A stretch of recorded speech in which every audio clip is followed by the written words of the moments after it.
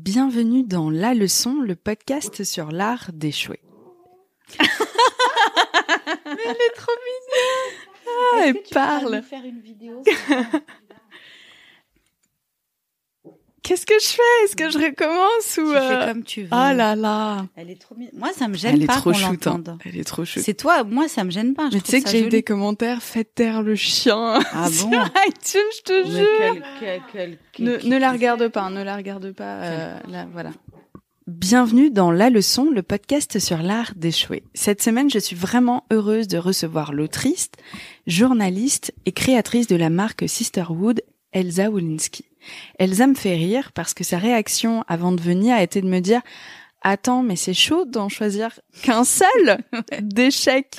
La preuve qu'on peut mener de front 1000 projets, avoir déjà eu 1000 vies et en avoir 1000 autres qui t'attendent et être vraiment quelqu'un de sympa et de super humble. Et franchement, ça c'est un truc dont je me lasserai jamais sur La Leçon. C'est vrai. Hello Elsa.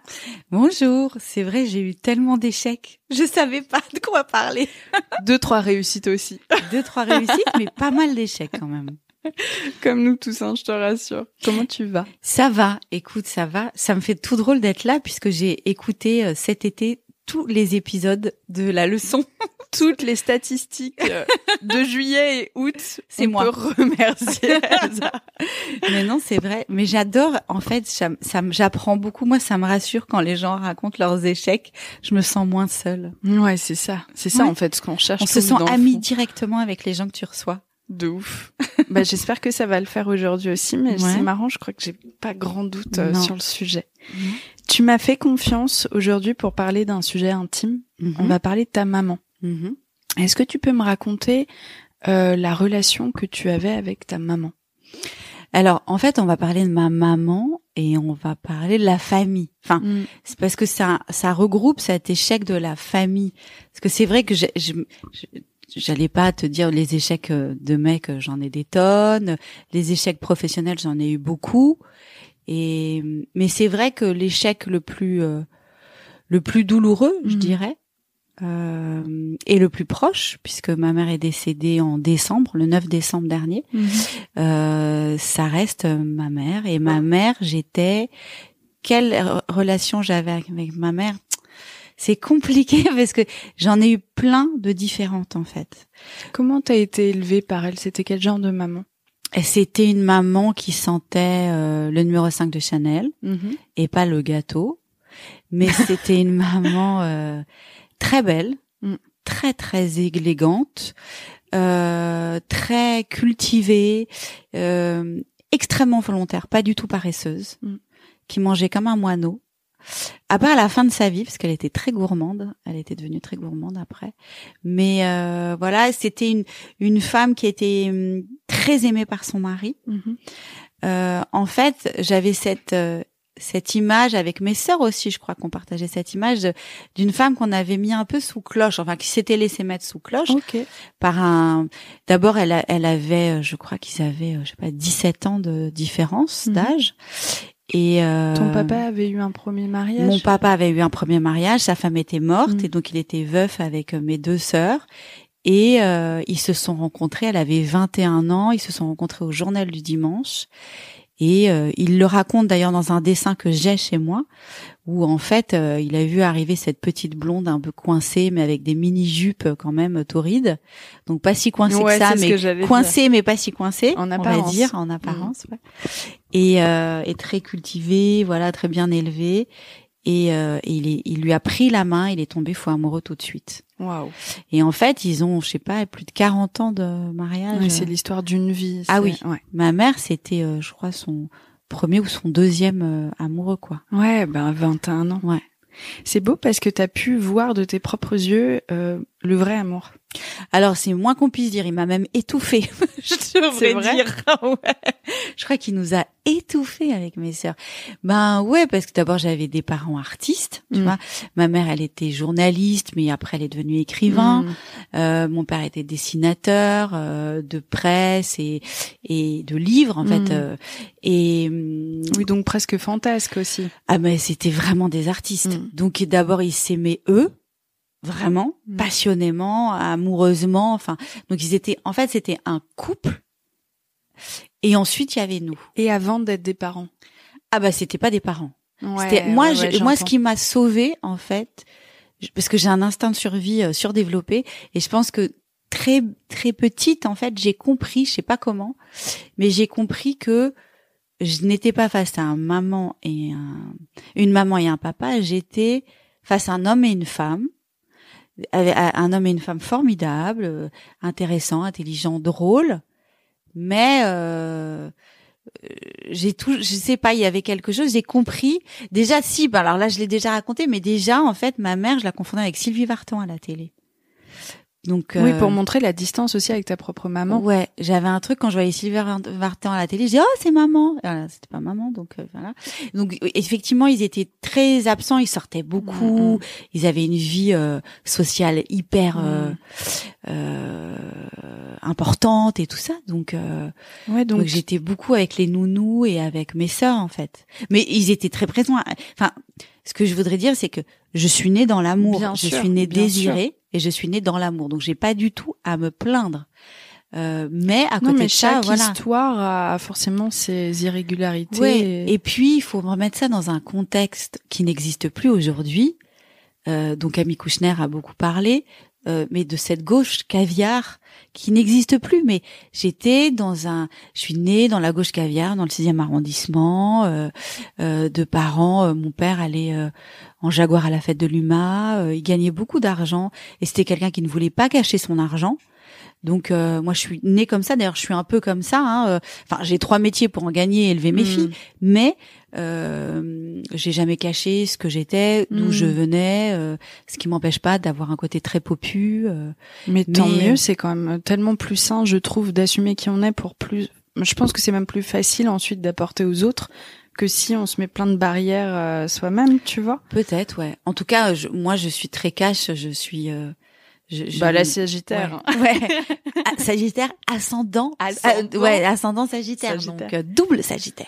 Moi, ce que je me dis, c'est qu'enfant, du coup, t'as dû grandir très vite, être une petite adulte. Tu me trompes? Ouais, c'est vrai. Parce que si tes parents sont absents comme ça, j'ai des souvenirs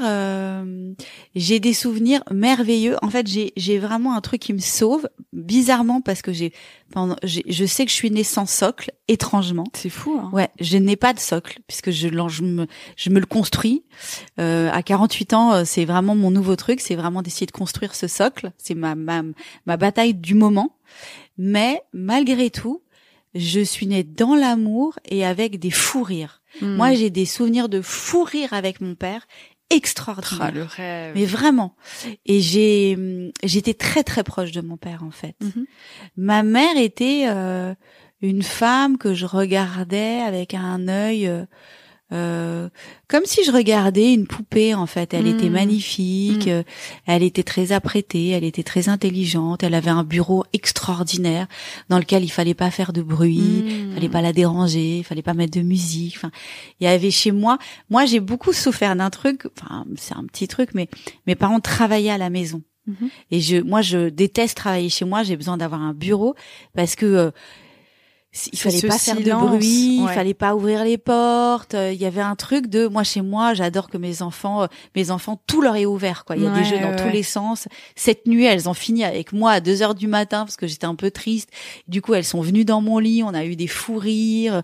Voilà, donc moi je n'avais pas cette vie-là.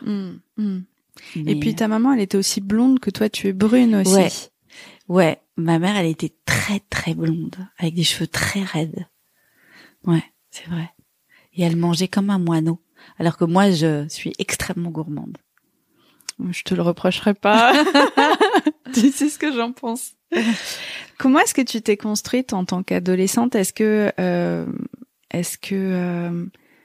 t'essayais de reproduire ce schéma ou est-ce que tu allais à l'inverse de tout ça?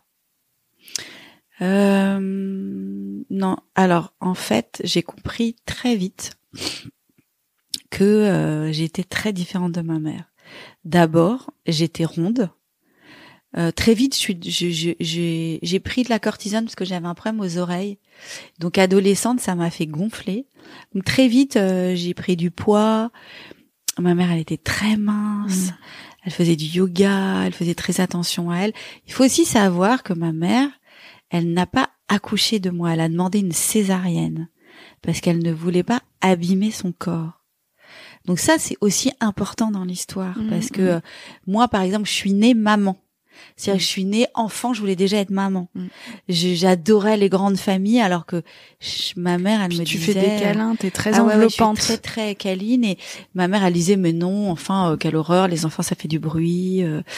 Et chez moi, on jouait pas. Ma mère, elle jouait pas, il y avait pas de jeu. Enfin, si, on jouait un peu, on a joué au Monopoly, quoi. Mais il y avait pas de chansons, il y avait pas de comptines. Ils étaient plutôt très très... C'était une famille. Oui, ils élevaient des petits adultes. Ouais, c'est ça, très cultivés. On lisait. Alors moi, je lisais que des bandes dessinées. Donc déjà, ma mère aimait pas ça parce qu'il fallait que elle voulait que je lise Zola, Rimbaud et tout. Et moi, j'étais à fond dans les bandes dessinées. Mais offrez-la moi en bande dessinée. Merde. Mais non, j'ai compris très jeune que j'étais différente. Je me construisais pas du tout par rapport à eux parce que de toute façon, eux, ils étaient deux. Je me souviens de vacances à Venise où mais j'étouffais, ils arrêtaient pas de s'embrasser et tout. Je me disais mais qu'est-ce que je fous là en fait? Mais c'est pas possible. Ouais, parce que c'est l'angoisse ultime quand t'es enfant, ado, à devoir tes parents s'embrasser, ça te dégoûte. Ah moi je me cherchais des familles partout quoi. Parce que je voulais. Alors mes sœurs étaient très grandes et elles étaient parties de la maison très vite. J'avais pas d'animaux, donc en fait. Ouais, je me sentais seule, quoi. Ouais, il y avait le truc d'un côté et alors à côté de ça, j'avais un père qui m'amenait partout. J'étais pas beaucoup avec ma maman, mais j'avais en revanche un père avec qui j'ai passé énormément de temps. Parce que très jeune, lui il faisait le marché, je faisais le marché avec lui en vacances, il m'amenait partout, on achetait on faisait le marché ensemble, on faisait la cuisine ensemble. Il m'amenait dans des festivals, il était un peu invité partout, donc il m'amenait dans les festivals de films, de plein de trucs. On allait à des premières de films, de théâtre et tout ensemble. Génial. Il m'amenait aussi en boîte de nuit. Mais arrête. Donc j'ai été en boîte de nuit très jeune avec mon père. Et tu te disais quoi? Est-ce que tu jouais sa petite femme ou... Non, pas du tout. Rien que tu dis ça, ça fait caca, quoi. Ça me dégoûte. Complètement, c'est pas du tout ce que j'ai dit. Non, mais je comprends. Tu vois ce truc-là? Non, pas parce du que tout. Moi, avec mon papa, il m'amenait beaucoup en sortant et évidemment, non plus, c'est horrible que ça soit. Je jouais pas sa petite femme, mais on était comme là à deux. Et moi, je jouais l'adulte. Ouais. Alors moi, pas du tout. Mais moi, en fait, c'est vrai que. Bon Dieu, je vais avoir toutes les associations. Non, t'inquiète pas. Mais non, c'est bien. Enfin, tu vois, il faut dire les choses aussi. Où tu joues. Mais bien sûr. Non, mais moi, on me prenait effectivement pour sa petite copine, et moi, je refusais complètement ce truc-là. J'étais hyper. Non, mais je surveillais à mort parce que il y avait ma mère. Ouais. Donc, il y avait ma mère quelque part, tu vois, à la maison. Et du coup. Non, je supportais pas. Il se faisait beaucoup draguer, puis on allait chez Castel et tout. C'était une autre époque. Et donc je retrouvais toujours des nanas sur ses genoux, ça me rendait dingue. Donc en fait, non, je le prenais très mal. Je le surveillais tout le temps. Mais il y avait un côté.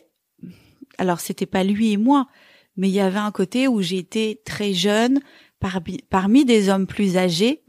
Et donc, j'ai très vite compris, et souvent, je voyais ces hommes avec leurs femmes, puis parfois, je voyais ces hommes avec leurs maîtresses. Donc, j'ai très vite compris. Et puis, moi, j'avais appris à lire sur Paulette, qui est un livre, une bande dessinée de Pichard et de Wolinski. C'est hyper sexuel, Paulette. Très sexuel. Je les piquais, en fait. Je les piquais derrière à ne pas confondre avec une certaine... Paulette Grisoni de La Leçon. Elles sont blondes toutes les deux. Mais non, Paulette, je lisais. Donc en fait, moi, dans ma tête, j'étais déjà très sexuée, même si j'étais très sexuée. Moi, Puis t'étais grande avant l'âge aussi parce que t'emmenais en club. Non, mais j'étais en boîte de nuit, je sais pas, à 16 ans, à 15 ans avec mon père, quoi. Et surtout, en fait, j'avais très vite compris, mais ça, je me suis déconstruite plus tard. J'avais très vite en fait, j'ai été élevée dans le paraître et dans la séduction. Ma mère était beaucoup dans la séduction, donc en fait, je pensais que tout passait par la séduction, donc il fallait tout le temps être jolie, fallait tout le temps être un peu un objet quand même, malgré tout, alors que ma mère était pourtant très féministe, très intellectuelle. Elle aussi, était très intellectuelle. C'est la première journaliste à avoir écrit dans le journal du dimanche des articles sur le planning familial, donc il y avait quelque chose comme ça elle défendait les droits des femmes, mais en même temps, j'avais malgré tout une espèce de muse à la maison, tout le temps prête à plaire pour l'homme qu'elle aimait, qui était mon père. Donc j'étais comme ça, très élevée dans un genre, la femme doit plaire à l'homme et doit en gros toujours être prête. Je me suis beaucoup déconstruite de cette image, mais vraiment parce que en fait ça me mettait mal à l'aise, mais je le savais pas, hein. Je l'ai compris plus tard, mais non, et puis on essaie de rentrer dans ce schéma-là parce que c'est un âge où on veut faire plaisir aussi. Ouais, j'étais donc très maquillée. On pourrait pas du tout l'imaginer maintenant, mais parce que je me maquille jamais, mais j'étais très maquillée, j'étais hyper sapée. Bon, ça aussi, tu l'es toujours. Hein. Ah ouais, non, je suis vachement jogging en jean et tout, mais j'étais beaucoup très très féminine parce que j'avais cette image-là. Et je me suis vachement déconstruite de tout ça. Et puis c'est une pression en plus qu'on se met supplémentaire à un âge où on se connaît pas beaucoup. Non, puis j'étais aussi, d'abord ma mère ne mangeait pas beaucoup. Moi, j'avais faim tout le temps. J'étais hyper ronde. J'imagine qu'une psy te parlerait pas mal de ça. Hein. Ah oui, bah oui. Ça, de toute façon, de l'envie de combler, de se faire du bien, de se nourrir de quelque chose. Et il y avait pas de... Parce que, en fait, c'est une dynamique que je connais très bien parce que mes parents étaient extrêmement complices tous les deux, divorcés, mes meilleurs amis. Et j'étais toujours exclue de tout. Et quand on se voyait à 3, il y avait toujours ce truc-là de non mais Pauline, tu peux pas comprendre. Et donc moi, je me suis toujours sentie spectatrice de quelque chose et la place était pas, il y avait pas de place pour moi dans ce trio-là. Et donc, quand je voyais mon père, quand je dis petite femme, je te jure qu'il y avait un peu de ça. Bien sûr. C'est que inconsciemment, je crois que je rejouais le rôle de ma mère auprès de lui. C'est vrai que c'est infâme de dire ça, mais c'est évidemment pas de l'ordre de la sexualité parce que mon père n'a jamais été dans un rapport comme ça, mais je voulais conquérir son cœur tout autant, je crois. Et montrer que j'étais aussi cool et que je pouvais l'accompagner dans ses aventures parce que ça venait de ce manque-là au départ et de cette vitrine. Toi t'es devant le magasin et puis tu vois les gens à l'intérieur, la vie, et puis toi t'es à l'extérieur. Et ma mère n'a jamais été jalouse de moi. Il y a jamais eu un rapport de jalousie l'une envers l'autre, Dieu merci. Mais je crois que c'est un truc qui peut très facilement arriver bien sûr. Dans plein de familles. Tu l'as ressenti, toi? Alors moi, j'ai été très aimée par mon père. C'est-à-dire, je savais, je le sentais. J'ai eu beaucoup de chance parce que je pense même que j'ai eu cette chance que mes sœurs n'ont pas eu, puisque mes sœurs, elles ont dû souffrir le martyre parce que elles ont connu une époque où ma mère a débarqué dans leur vie. Ma mère, elle avait 21 ans, elle était hyper jolie. Je pense qu'elle avait pas du tout envie de s'occuper d'enfants. Et ça a pas dû être une belle-mère facile, vraiment. Que mon père était pas du tout psychologue. On n'est pas belle-mère à 21 ans tout court? Écoute, je sais pas. Moi, j'ai un grand cœur, donc je pense que je peux être belle-mère à n'importe quel âge. Mais il y a des femmes qui peuvent... Je pense à la belle-mère de mes enfants. Et je ne sais pas, il y a peut-être des femmes qui ne peuvent pas être belles-mères. Non, ou qui, je sais pas, enfin moi en tout cas j'ai un très grand cœur, donc je comprends pas les belles-mères qui sont un peu bizarres, tu vois. J'adore le film Cendrillon. ouais, non mais je pense que ma mère elle a été hyper dure et ça mes sœurs voilà ont été tristes. Moi j'ai été triste par procuration en fait, parce que je sentais bien que j'ai été la plus heureuse dans cette famille malgré donc tout. Tu culpabilises presque. Tu vois, ouais, tu le culpabilises. Alors, par rapport à la jalousie, il faut savoir un truc, c'est que moi, j'ai une chance, c'est que la jalousie ne fait pas partie de moi. Mais à tel point que quand je la ressens, quand je sens qu'il y a quelque chose de jaloux autour de moi, enfin qu'il y a quelqu'un de jaloux, je coupe court immédiatement. Donc, oui, je l'ai ressenti à plusieurs reprises, par exemple, et à juste titre, que mes sœurs pouvaient souffrir de tout cet amour que mon père m'offrait. de toute cette attention que j'avais et elle n'en avait pas eu. Oui, je pense que ma mère, mais je l'ai compris plus tard, que ma mère a dû je dirais pas jalouse, mais il y avait quelque chose déstabilisée peut-être. Voilà, il y avait un truc où elle sentait que mon père m'aimait beaucoup, mais ça je l'ai compris vraiment très tard, j'ai compris il y a pas longtemps. Mais moi, par exemple, je vais te raconter un truc. Je suis partie à Rome, en Italie, avec ma fille. Je lui ai offert 3 jours à Rome pour son anniversaire, pour ses 16 ans. Et en fait, en Italie, j'ai vu tout d'un coup que ma fille, elle plaît beaucoup, elle est très belle, et j'ai vu très vite qu'il y a eu un rapport un peu de force. Elle avait un truc avec moi, et tout de suite, je lui ai dit, tu sais, Lila, alors je t'explique. Il y a pas de bagarre entre toi et moi. Moi, je suis ta maman et tu es la plus belle. Tu es la plus belle, tu es la plus intelligente. Et alors vraiment, je te mets tout de suite à l'aise. Ouais, il y a pas de, moi, je suis quelqu'un de très saine.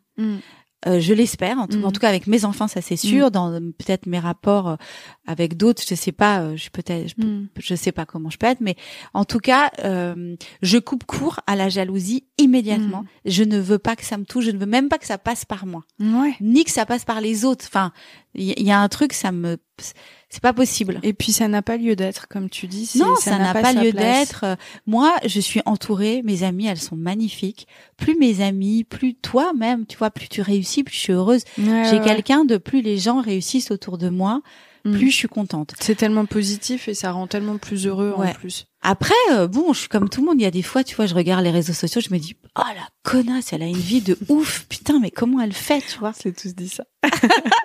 Mais voilà. Mais je comprends totalement. Moi, avec ma maman, il y a une telle confiance entre nous. C'est la confiance absolue.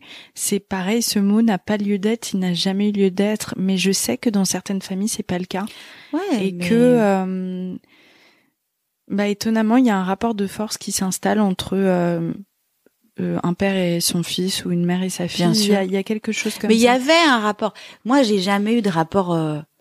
Enfin, j'ai vraiment, si on remet vraiment le truc, je peux pas dire que j'ai eu des rapports normaux avec mes parents. Enfin, ils étaient un peu fous, mes parents. Ouais. Hein. Ouais. Donc, en fait, c'était pas vraiment des parents au sens parent du terme, quoi. Non, pas du tout, tu vois. C'était pas super français, ma phrase, mais tu m'as comprise. J'étais bien comprise, non. Ça va alors.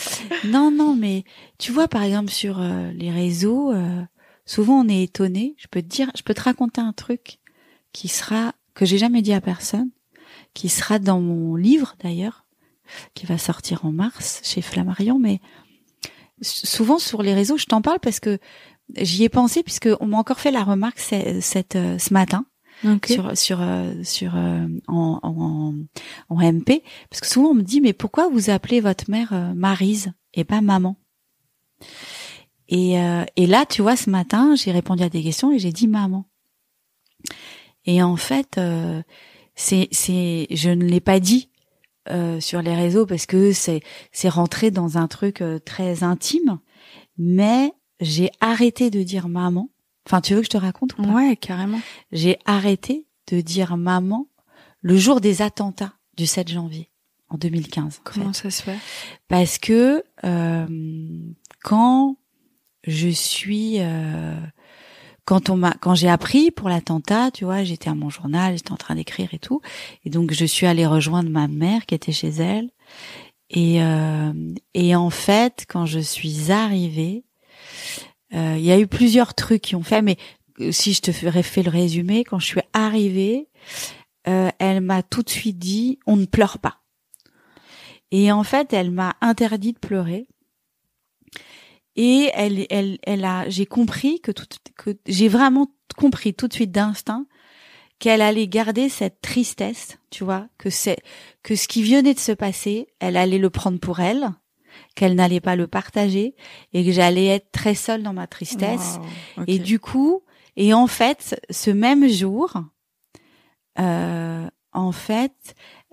suis restée avec elle, donc le père de mes enfants, à ce moment-là, j'étais encore avec lui et s'est occupé de mes filles. Et en fait, je lui ai dit, écoute, je vais dormir avec toi, je vais m'occuper de toi. Et elle m'a dit, ah non, pas du tout, moi j'ai envie d'être seule, je déteste ça. Et déjà, elle était pas du tout chaleureuse, ma mère. Moi, je suis extrêmement chaleureuse, elle détestait qu'on la touche et tout. Et elle m'a dit, écoute, va dormir dans la chambre de ton père. Et en fait, ce jour-là, j'ai compris que pour supporter ma mère, c'est-à-dire pour supporter ce qui se passait et faire preuve d'amour, il fallait que je passe un cap. Et donc pour passer ce cap, en fait, maman est devenue Maryse. C'est-à-dire j'ai fait une c'est fou. Ouais, j'ai mis une distance entre Maryse et maman pour pas être en colère aussi. Pour pas être en colère contre elle. Et donc je l'ai mis à distance de moi en me disant si c'est une Maryse en fait, si c'est plus ma mère, je peux le comprendre. Voilà, parce qu'une mère ne ferait pas ça. Moi j'attends de ma mère, elle me l'a pas apporté. Moi j'attends qu'une mère me prenne dans les bras et vive ce moment-là ensemble. Et en fait non. Et puis après elle est tombée malade, elle a eu un cancer et du coup je me suis occupée d'elle, mais pareil en fait elle était très très demandeuse, mais comme elle m'avait pas donné ce que moi j'attendais, c'est de là d'où vient l'échec en fait. Mais ouais. Tu vois, comme elle m'avait pas donné ce que moi je voulais et jusqu'au bout je l'ai pas obtenu. Ça c'est dur. Elle est restée Maryse. Depuis pas longtemps, elle, tu vois, quand je le dis, j'ai envie de pleurer, mais depuis pas longtemps, elle apparaît maman. Donc ça veut dire que je me suis calmée un peu, tu vois, je me suis, je suis plus moins dans la colère. En fait, pour l'aimer, je crois qu'il faut cette distance-là. Alors pour l'aimer, il a fallu cette distance. Aujourd'hui, cette distance est en train de partir et Maryse, en écrivant mon livre, Maryse est redevenue maman. C'est fou. Ouais. Et comment est-ce que tu l'expliques? Est-ce que c'est une question d'énergie? De quoi? Je vais te dire un truc un peu étonnant, mais moi, quand mon père est mort, j'ai ressenti très fortement qu'il était là près de moi. Et puis un jour, au bout de 3 mois, j'ai pleuré parce que j'ai senti qu'il était plus là. Et je l'ai dit quelques jours après à ma mère et elle m'a dit ce jour-là, j'ai ressenti exactement la même chose. Et pour moi, je suis rentrée à ce moment-là dans une phase de colère aussi. J'avais besoin d'être en colère envers mon père et c'est pour ça que je te parle d'énergie parce que j'ai l'impression parfois qu'il y a des sortes de vases communicants, tu vois. Ouais, alors ce qui est étrange, c'est que moi quand je sens ma mère, c'est forcément je me sens coupable. C'est déjà. Oh bah super. Non mais de toute façon, alors vraiment coupable de quoi? J'ai ma mère, enfin, c'est très étrange parce que alors hier, j'ai vu un spectacle de Angelin Brejlocage. OK. Un spectacle de danse et mes parents adoraient Angelin. Mes amis qui m'ont amené là-bas ne le savaient pas, savaient pas du tout, parce qu'elles m'ont offert plein de billets de théâtre. Et en fait, elles savaient pas du tout que mes parents étaient proches d'Angelin Brejlocage. Et moi, de leur vivant, j'ai jamais vu une pièce d'Angelin Brejlocage, en fait. Et donc, là, hier, j'ai vu ça. Et pendant la pièce, j'ai senti mon père et j'ai souri. Parce que j'ai senti que mon père voyait la pièce à travers moi. Et après, j'ai appelé ma mère, en fait. Et je lui ai dit, maman, est-ce que t'es là?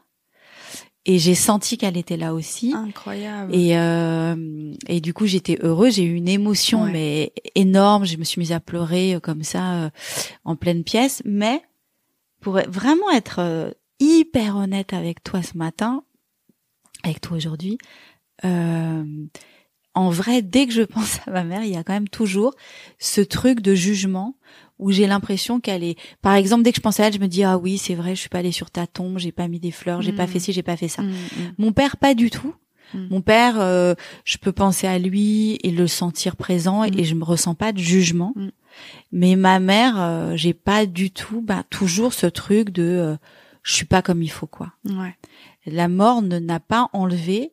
Même dans la mort, je n'ai pas ce truc. Enfin, j'ai l'impression de pas être à l'auteur, quoi.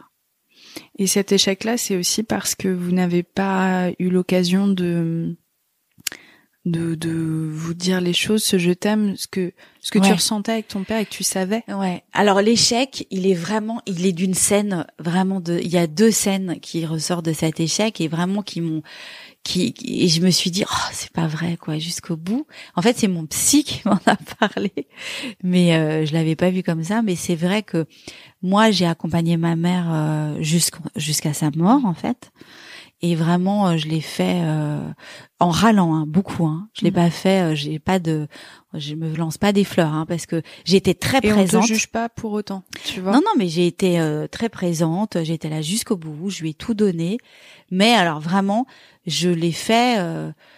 Oui, parce qu'il faut le faire. Non, enfin, c'est pas ça. Je l'ai pas fait parce que c'est ma mère. Je l'ai fait parce que c'était une femme qui était seule. Pareil, c'était Maryse qui était seule et qui souffrait et qui était une femme, en revanche, qui m'a montré à quel point elle était forte, à quel point elle était volontaire, à quel point elle était, elle avait un courage extraordinaire parce qu'elle a quand même eu ce cancer après l'attentat. Je pense que c'est la colère de l'attentat. Elle disait que c'était les frères Kouachi et que c'était la Kalachnikov en fait qu'elle avait tué, tu vois. Donc j'ai quand même vécu 6 ans avec elle, avec une femme en colère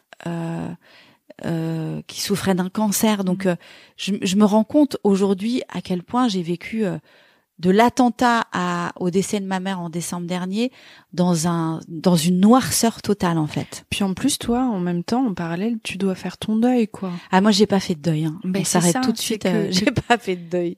J'ai pas fait le deuil de mon père parce que d'abord il est mort devant le monde entier et puis après j'ai dû consoler la terre entière plus que moi-même. Et ensuite, j'ai dû être auprès de ma mère. Et puis, le combat 6 mois après, maman, elle a eu le cancer. Ouais. Donc, en fait, j'ai pas arrêté. Ouais. Mais ce qui s'est passé, en fait, l'échec vraiment cuisant, pour moi, de ma mère, c'est que moi, je m'attendais à une happy end, mais vraiment un truc comme dans les films, du genre, elle est là sur son lit de mort et elle va me dire, je t'aime, ma fille, tu es merveilleuse. Tes péchés sont absous. Mais oui, je m'attendais à un truc complètement, alors pas du tout. On n'a pas du tout eu ça. D'abord, elle est morte en disant Jésus, d'après le diacre. Donc je me suis dit, putain, elle aurait quand même pu dire Georges ou Elsa ou mes filles ou je sais pas quoi, parce qu'on a été tellement là, parce que bon, j'ai été très seule pendant des années, puis à la fin, mes sœurs sont venues m'aider. Je les ai appelées au secours, je leur ai dit, vous pouvez pas me laisser comme ça. Je pense que c'était 1 mois ou 2 mois avant qu'elle meure. Je leur ai dit, je t'en supplie, aidez-moi. J'y arriverai plus, je suis en dépression. Et j'ai été sous antidépresseurs, je prenais du Xanax, j'ai pris 15 kilos que j'ai toujours pas perdu, enfin j'ai perdu et que j'ai repris. Mais donc c'était vraiment moi dès que je sortais de l'hôpital, je cherchais une boulangerie quoi, j'étais la meilleure mais vraiment la meilleure ambassadrice pour le sucre, tu vois, le sucre dégueu. Le lobby le lobby le lobby me remercie.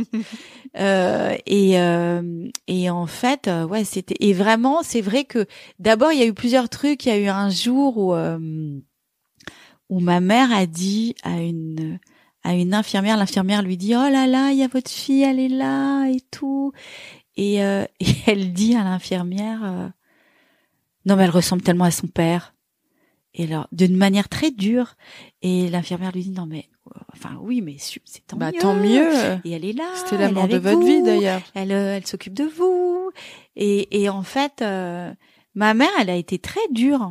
Elle a été même si elle disait, alors je sais qu'elle disait qu'elle m'aimait, je sais qu'elle m'attendait en permanence, je sais que elle vivait pas sans moi. D'ailleurs, c'était très dur, Et ça veut dire beaucoup. Non, mais elle était, en fait, il s'est passé un truc, c'est qu'elle a fait une fusion, et elle l'a dit, Elle me l'a expliqué très bien, mais en fait, elle a fait une fusion avec moi. J'étais devenue son Georges, en fait. Et puis tu le ressembles physiquement. Et je ressemble beaucoup à mon père. Je ressemble à mon père aussi dans la mentalité, dans ma manière d'être très libre, de pas supporter les ordres, de pas supporter quoi que ce soit. En fait, c'est difficile de me demander un truc. Enfin, tu vois, j'ai une forte personnalité. Il y a une raison pour laquelle vous vous entendiez si bien. Oui, bien sûr. Et donc ma mère, c'était, je veux dire, le jour où elle m'a dit tu es devenu mon Georges, je me suis dit mon Dieu, je vais avoir 40 années de psy devant moi, quoi. Puis il faut que j'aille m'épiler la moustache là. Ouais. Parce que... non mais c'était dur. C'était, elle m'a sorti des trucs compliqués, quoi. Ouais. Donc et puis en c'est fait, trop pesant sur tes épaules. Ah non mais moi quoi. j'avais genre tout combiné pendant ces 6 ans. Ah ouais, ma pauvre. Et j'ai été très malheureuse. J'ai vraiment et du coup j'ai encore du mal, tu vois. C'est-à-dire j'ai encore du mal à sortir de toute cette histoire, de sortir du deuil de mon père, du deuil de ma mère, de moi qui était devenu un Georges, et j'avais pas le droit de pleurer. T'avais pas le droit de pleurer? Non, j'ai d'ailleurs jusqu'au bout, hein. Jusque même ma mère, on n'a pas pleuré enfin il fallait pas pleurer, donc il fallait toujours être. On peut non seulement entendre le fait que t'aies besoin d'aller acheter une petite pâtisserie après, du coup, ouais. Franchement. Ouais. Et puis que t'ailles rechercher de l'amour chez quelqu'un, même si c'est pas la bonne personne et même si elle t'apporte pas, mais évidemment qu'on a envie d'aller rechercher de l'amour et de la tendresse. Ouais, alors, de toute façon, j'ai besoin, de toute façon, ça c'est clair. Je veux dire, j'ai été élevée par des parents aimants, mais par une mère qui n'était pas du tout câline, qui détestait qu'on la touche à part son mari. Et moi, je suis extrêmement tendre. Donc j'ai un gouffre, un manque de tendresse. Et ce gouffre-là, pendant des années, jusqu'à ce jeûne que j'ai fait cet été, je sentais qu'il fallait que je le comble par énormément de sucre. Il fallait que je comble de la douceur et de la douceur. Et moi, ma seule douceur que je trouvais finalement, c'était le sucre, tu vois. Même si j'ai des filles extraordinaires qui m'ont beaucoup aidée, qui ont été là et d'ailleurs qui ont très bien compris.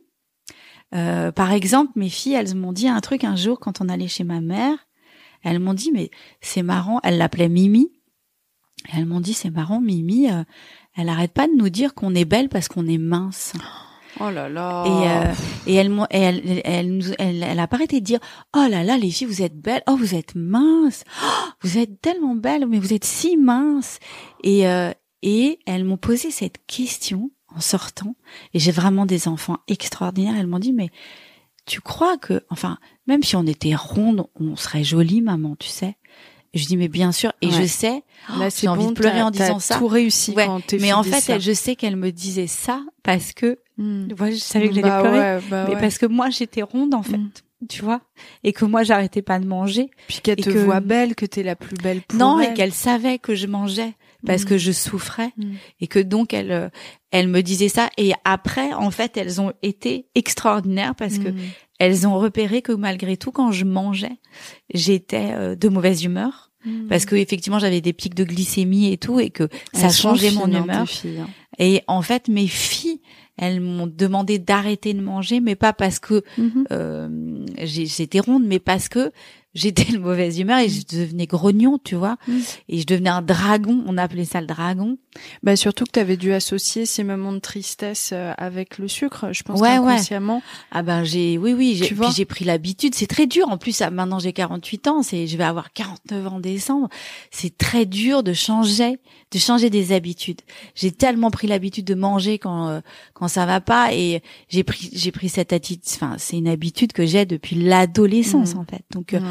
Donc c'est compliqué à changer, mais là depuis cet été ça a changé. Je te dis pas que j'ai arrêté de manger parce que j'ai repris tous les kilos que j'avais perdus cet été et tout, mais je m'en fous en fait. J'ai ce jugement sur moi, c'est plus apaisé, esthétique, il est complètement apaisé depuis que ma mère a disparu. Ouais, bah oui. Donc je me sens plus moche parce que je suis grosse et je me dis pas qu'il faut que je plaire à un homme pour être mince, tu vois. Enfin, il y a tout un truc qui a disparu. Ouais, il y a le poids corporel et puis il y a aussi le poids sur tes épaules. Le poids sur alors, il a pas vraiment disparu puisque je me culpabilise de pas aller sur la tombe, mais de pas faire une jolie tombe. Il faut que tu t'accordes aussi du temps, quoi. Tu vois, ce serait génial hein, qu'un deuil ce soit à l'espace d'un an. Hop là, allez. Non, c'est vrai que je veux aller vite. C'est vrai que moi je suis très et puis je suis dure avec moi-même, tu vois, parce qu'on croit pas, parce que je suis très bordélique, on me voit sur les réseaux, je suis bordélique, je fais 1000 trucs, mais en fait je suis une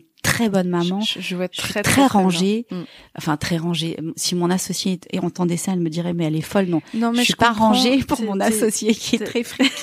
et très geek de total et Mais tout. tu dois avoir un grand perfectionnisme et une envie de bien faire. Ouais. Oui. Et puis je suis très très travailleuse et tout, très respectueuse des autres. Mais c'est vrai que je sais plus pourquoi je te disais ça en fait. Non, moi non plus, je suis partie loin parce que je suis en train de me reconnaître totalement, moi qui suis ultra bordélique, ça c'est vraiment le plus génial. Tu vois, l'appartement là, il est rangé. Ouais. Dans 2 heures. C'est le bordel. Par quel miracle, je ne sais pas, il y aura des trucs partout. Ouais, mais moi aussi je suis comme ça. Je comprends ça tout à fait. Non, mais d'ailleurs quand on parle de ça, tu vois, par exemple l'appartement de ma mère, il y avait un truc qui me traumatisait, c'était que en fait, dès que j'arrivais chez elle, j'étais pas partie qu'elle rangeait déjà tout. En fait, tout devait être remis à sa place, alors que moi, par exemple, quand j'ai quitté la maison, ma chambre est devenue celle de mon père.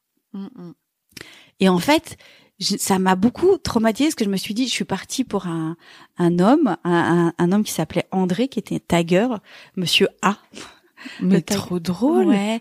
Et je suis partie pour lui. J'étais très amoureuse de lui. Donc on a vécu ensemble. C'était le premier garçon avec qui je vivais. Et en fait, je me suis dit, mais si ça marche pas avec lui, si je veux revenir, j'ai plus de place chez moi.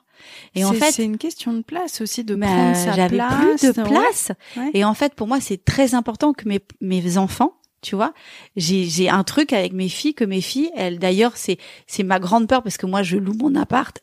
J'ai pas d'appartement à moi, j'ai pas de quoi m'acheter un appartement.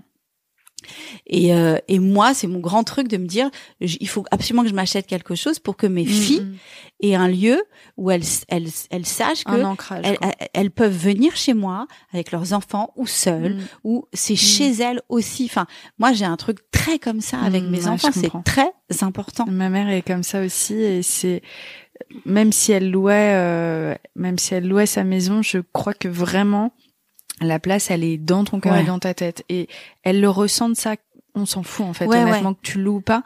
C'est le fait de ressentir que toi, il y a toujours ce cocon dans lequel elles peuvent revenir. C'est le seul. Et d'ailleurs, elles en profitent, parce que même quand elles sont, parce que je les ai une semaine sur 2, enfin, ça dépend, mais là, je les avais beaucoup, et puis là, maintenant, elles sont retournées chez leur papa.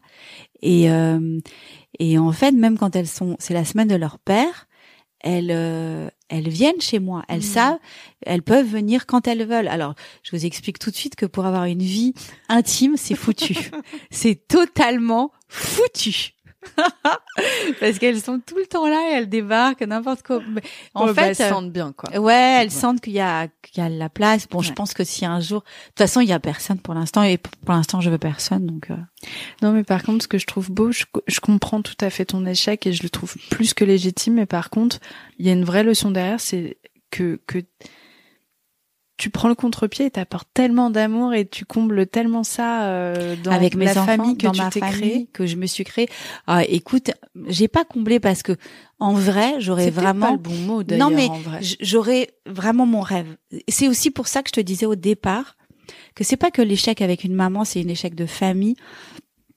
C'est que moi, j'ai toujours rêvé d'une grande famille, de dimanche avec du bordel, de grand Noël, de bordel le soir, et puis en fait, je me retrouve seule avec mes chats, quoi, quand même, tu vois.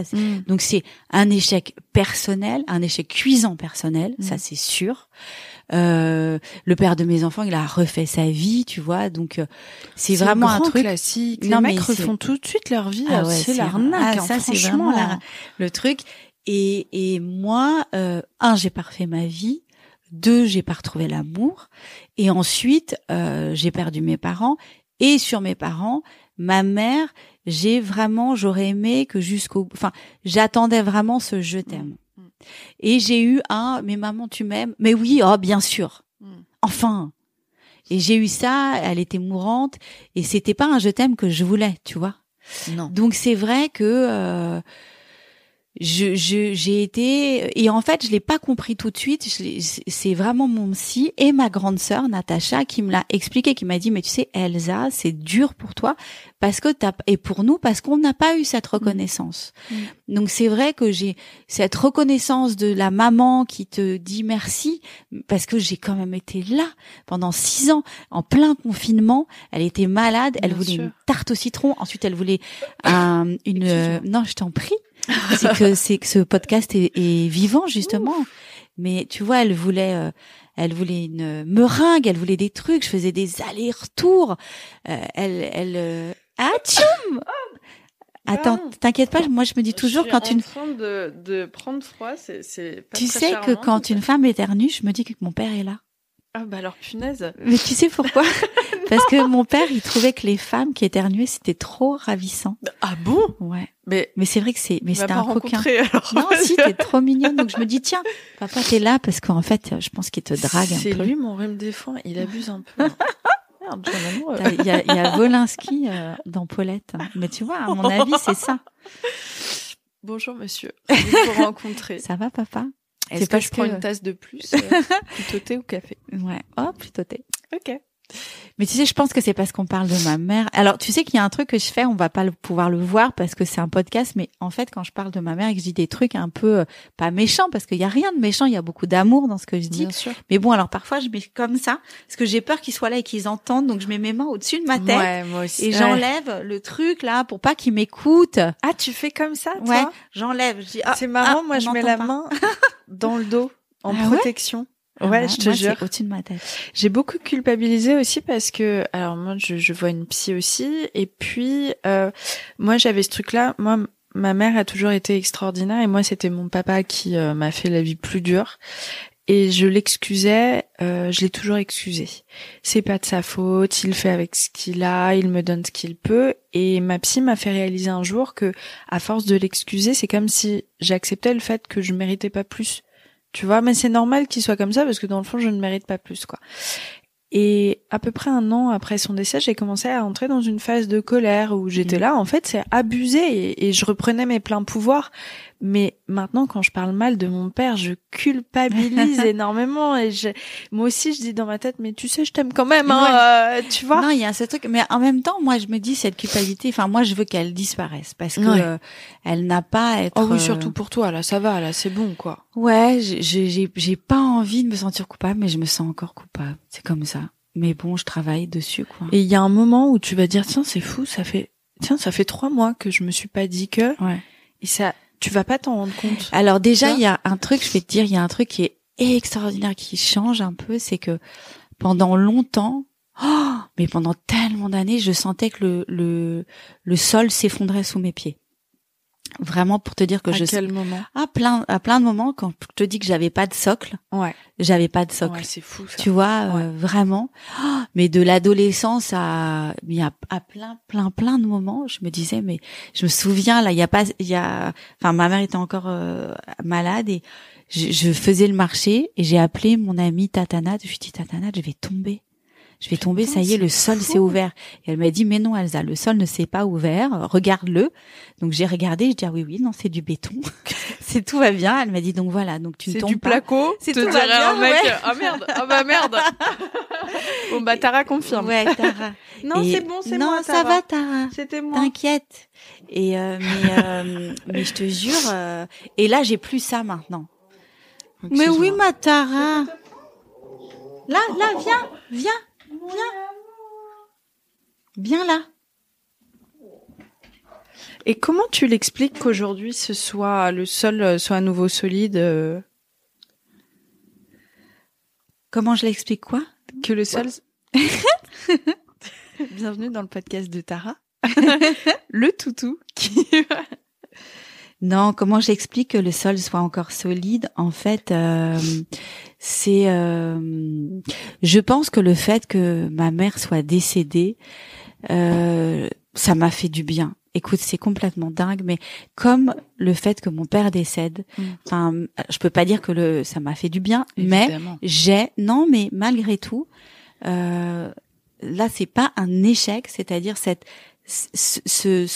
mort violente, elle m'a fait grandir d'un coup et elle m'a beaucoup apporté. Ouais. Je suis née, c'est très étrange, mais la Elsa d'aujourd'hui, qui s'est déconstruite et qui s'est reconstruite sans ses parents, elle est née après cet attentat. Donc je dois dire que déjà j'ai commencé à comprendre qui j'étais après cet attentat. Et donc je me dis que je suis née il y a 6 ans en fait. Aussi, hein.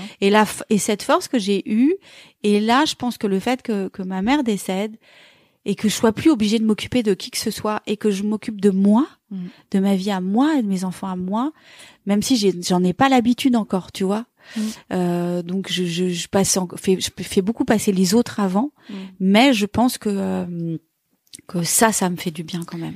Et puis je me dis, t'avais des parents fantastiques, intellectuels, socialites, etc. Mais ça devait être vachement écrasant aussi de se construire et d'avoir une personnalité, tu vois. Et là maintenant, bah t'as tout cet espace devant toi aussi. C'est vrai, ouais. J'ai cet espace et j'ai aussi cet héritage dont je n'ai pas voulu pendant des années et que je suis en train maintenant de digérer en fait, à tel point que j'ai même décidé d'emmener ma fille, parce que donc pour à chaque fois dans l'histoire de transmission, maintenant à ses anniversaires, je l'emmène faire un voyage de 3-4 jours. On décide, on part comme ça. Trop stylé. Et en fait, j'ai décidé de l'emmener avec son accord bien sûr. En Tunisie, sur les traces de mon grand-père, de son grand-père et de mon père. Et parce qu'elle est ma fille Lila, elle a un truc avec la religion juive. Moi, je suis pas du tout religieuse et je crois en rien en fait. Mais elle, oui. Et donc je prends sa religion très à cœur. En fait, je prends j'ai envie de l'accompagner et là-dedans. Et du coup, nous allons partir à Tunis sur les traces de mon père, de l'enfance de mon père. Donc je suis en train de digérer et je me dis, tu vois, voilà, cet échec familial qui est vraiment un échec parce que par exemple je suis pas du tout, mes sœurs elles souffrent aussi du fait que je sois pas très proche d'elles, je les appelle pas, je me démerde toute seule, quand je suis triste je reste seule et tout, mais parce que j'ai pas appris. Mes parents ils nous ont pas, ils n'aimaient pas la famille, mes parents ils aimaient être seuls, on passait des Noëls, moi je me faisais chier à Noël de ouf. Je connais les Noëls tristes. Non, mais le jour de l'an, je regardais le Crazy Horse à la télévision toute seule. Oui, c'est approprié, ça, c'est bien. Tu vois? Non, mais voilà. Donc, en fait, voilà. Donc aujourd'hui, c'est vrai que je suis en train de me réapproprier ce que c'est une famille, ce que je fais des efforts pour appeler les gens, pour être proche de mes sœurs. Tu crées des souvenirs. Je crée des souvenirs avec mes filles. Je me suis pas mal éloignée aussi de mes amis et du coup mes amis qui étaient devenus en fait ma famille. Bien sûr. Ma famille que je n'avais pas. Bah oui. Et du coup, voilà, je suis en train de recréer cette famille que je n'ai pas eue. Bah écoute, je souhaite plein de belles choses à cette famille que t'as pas eue. Non, c'est horrible. Mais non, c'est pas horrible. Non, mais tu sais, je suis quelqu'un de très solaire horrible, quand même. Ce lapsus de l'horreur là. Non, je vais recommencer cette phrase. Attends. Elle est très belle, cette famille que t'as, et d'ailleurs cette famille aussi que tu te constitues sur les réseaux, ça sent, hein, qu'il y a quelque chose de très soudé. Ouais, j'ai beaucoup de gens. Sisterhood, enfin je veux dire, je fais de la psychologie de comptoir, mais il y a un truc gang. Non, mais il y a cette marque Sisterhood, c'est une sororité, et d'ailleurs c'est aussi un pied de nez contre mes parents parce que mes parents dans ma famille, si on n'était pas écrivain ou si on n'avait pas fait son premier film à 18 ans, on était nuls en fait.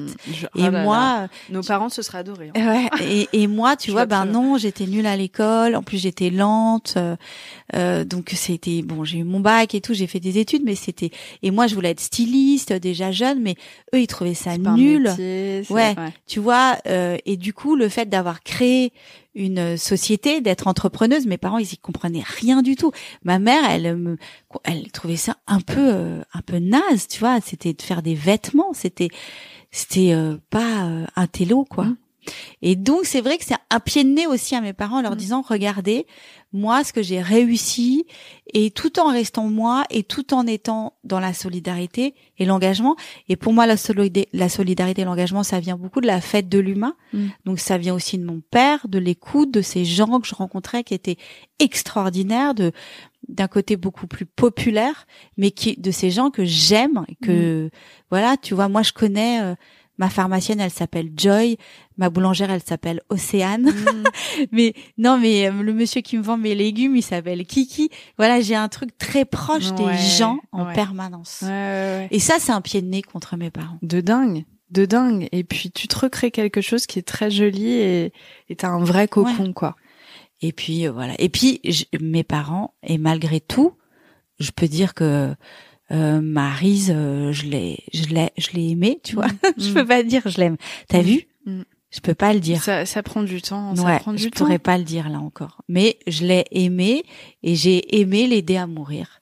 Mais ça, c'est un vrai sujet, un vrai sujet aussi. Hein. Ouais, voilà. Et je suis fière de moi de l'avoir fait. Ouais, tu peux. Tu peux vraiment.